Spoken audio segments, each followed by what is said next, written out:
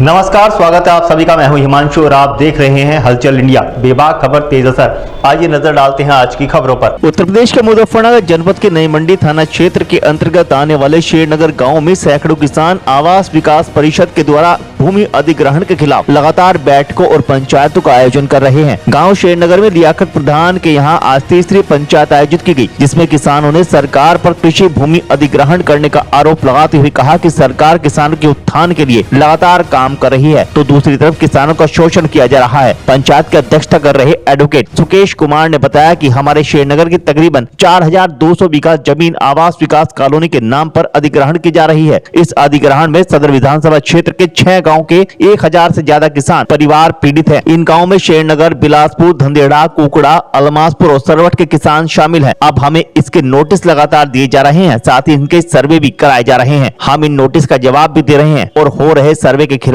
भी हम लगातार आवाज उठा रहे हैं, लेकिन हमें कहीं न कहीं अंदेशा है कि हमारी जमीनों पर जबरन कब्जा कर लिया जाएगा। लेकिन हम अपनी जमीन पर किसी भी कीमत पर कब्जा नहीं होने देंगे। हम आखिरी सांस तक अपनी जमीनों की लड़ाई लड़ते रहेंगे। और किसान के रूप में ही मैं आज इस सभा में जो आवास विकास परिषद उत्तर प्रदेश द्वारा जो 284 हेक्टेयर जमीन, जिसमें शेरनगर की लगभग 234-35 हेक्टेयर जमीन है और धंधेड़ा की 16 हेक्टेयर के आसपास है और बिलासपुर की जो है वो लगभग 32-33 हेक्टेयर जमीन है, जिसको गैर कानूनी तरीके से और धोखे से आवास विकास परिषद हड़पना चाहता है, क्योंकि वो अधिग्रहण के नाम पे जमीन हड़पना चाहता है, जबकि इस जमीन का किसी प्रकार से कोई अधिग्रहण नहीं हो रहा है। कितने किसान प्रभावित हैं इससे? आप ये समझिए लगभग 1000 किसान प्रभावित हैं, जिनकी जमीन और जो कि इनकी आजीविका का साधन है, एकमात्र साधन है, उसे लेना चाहते हैं। ये सब प्रभावित है, पूरे परिवार प्रभावित है। अच्छा, ये कहीं जो जिलाधिकारी हैं उनसे मुलाकात हुई?